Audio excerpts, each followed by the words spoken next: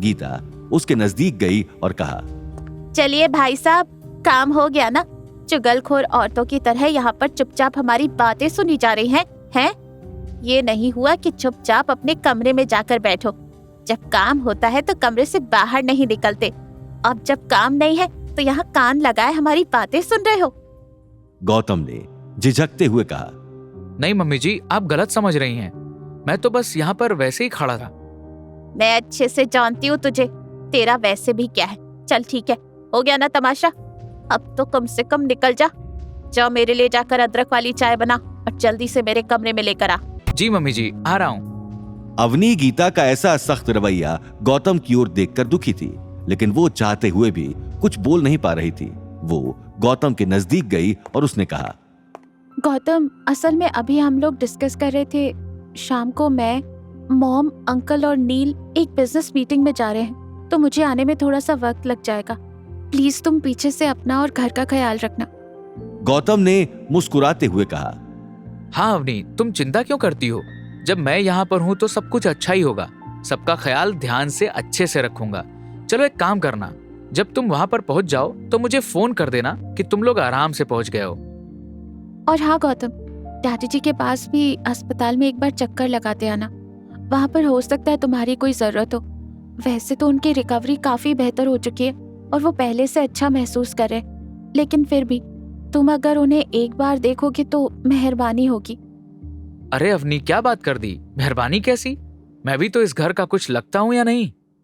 इसके बाद अवनी अपने रूम में चली गई और गौतम अदरक वाली चाय बनाने के लिए किचन में चला गया।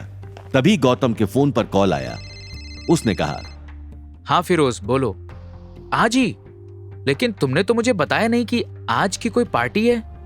फिरोज ने सामने से जवाब देते हुए कहा, मुझे माफ कीजिए गौतम जी, मैं बताना भूल गया था। असल में भूल क्या गया था, मैं आपको सरप्राइज ही देना चाहता था, पर हुआ कुछ यूं कि मुझे लगा कि अगर मैं आपको सरप्राइज देने के बहाने ऐसे ही घर लेने आ जाऊंगा और आप तैयार न हुए तो कहीं आप मुझ पर भड़क न जाएं, इसलिए मैंने डरते हुए आपको बता ही दिया है। लेकिन ये पार्टी कैसी है? तुमने ये नहीं बताया। फिरोज ने बताया, पार्टी वही उसी सिलसिले में समझ लीजिए, एक टाइप की बिजनेस मीटिंग है जो रियल एस्टेट के बारे में हम डिस्कस कर रहे थे ना, जब आपने कहा था कि आप भी रियल एस्टेट में मेरे साथ पार्टनरशिप करना चाहते हैं, तो बस समझ लीजिए इस बारे में ही है। एक्चुअली मैंने एक नया प्रोजेक्ट देखा है और उसी को डिस्कस करने के लिए मीटिंग रखी है। काफी सारे बड़े बड़े लोग आएंगे, तो मैं चाहता हूँ कि आपकी वहां मौजूदगी हो ताकि हम लोग अच्छे से इस बारे में डिस्कस कर लें। गौतम ने मन ही मन बोला, वैसे ये लोग भी शाम को जा रहे हैं और ज्यादा देर नहीं लगाऊंगा। पार्टी में मुश्किल से आधा घंटा या पौना घंटा लगेगा, इसमें तो वापस आ ही जाऊंगा।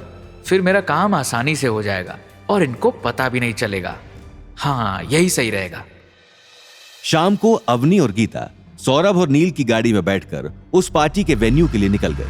गीता ने सौरभ से कहा, अरे सौरभ, तूने ये नहीं बताया कि जहाँ हम जा रहे हैं वहाँ पर कितने बड़े बड़े लोग आने वाले हैं। मतलब उनका लेवल क्या है? वो मैनेजर्स हैं, सीईओज हैं, क्या हैं? तभी सौरभ ने फट से जवाब देते हुए कहा, अरे भाभी, उसकी तो पूछो ही मत। सारे बड़े बड़े इंडस्ट्रियलिस्ट आने वाले हैं और बेशक इन दिनों अग्रवाल इंडस्ट्री थोड़ा कम प्रॉफिट कमा रही है, लेकिन फिर भी लोग उसे अच्छे से जानते, मानते और पहचानते हैं। ओह अच्छा, ऐसा? फिर तो बढ़िया है। बड़े बड़े लोगों से मिलकर अपनी सारी परेशानियां बता देंगे ताकि वो हमारी अच्छे से मदद कर सकें। चलो चलो। वो लोग बनाना ट्री होटल के मेन गेट पर पहुंचे, जहां पर एक लंबी सी काले रंग की गाड़ी खड़ी हुई थी जिसमें एक आदमी बैठा हुआ था और वहां सारे लोग उस आदमी के आसपास खड़े उसे देख रहे थे, जैसे वो सभी लोग उस आदमी से मिलने के लिए तड़प रहे हों। भीड़ देखते हुए सौरभ ने कहा, देखा भाभी, मैंने कहा था ना, बिजनेस मीटिंग कोई ऐरी गैरी नहीं होगी। देख लिया कितने लोगों की वहां पर भीड़ लगी हुई है। अरे वो सब तो ठीक है, लेकिन ये बताओ कि उस काली गाड़ी में आखिर बैठा कौन है जिसको देखने के लिए इतने सारे लोग उसके इर्द गिर्द इकट्ठा हो गए हैं? जब गीता ने ऐसा कहा तब अवनी की नजरें उस काली गाड़ी की ओर गईं और उसने उसमें बैठे हुए आदमी को देखने की कोशिश की। वो पूरे तरीके से तो नहीं देख पा रही थी, लेकिन उसकी एक झलक देख के ही अवनी चिल्ला पड़ी, गौतम, मॉम, गाड़ी में तो गौतम बैठा है। गीता अवनी की बात को जोक समझकर जोरों से हंसने लगी। अरे अवनी, तू पागल है क्या? वो गौतम तेरा निकम्मा पति वो कैसे गाड़ी में हो सकता है? उसको तो कोई इस गाड़ी का ड्राइवर भी ना रखे। बात करती है, अपना दिमाग इधर उधर मत घुमा, चुपचाप बैठी रह और जो मीटिंग होने वाली है उस पर ध्यान दे।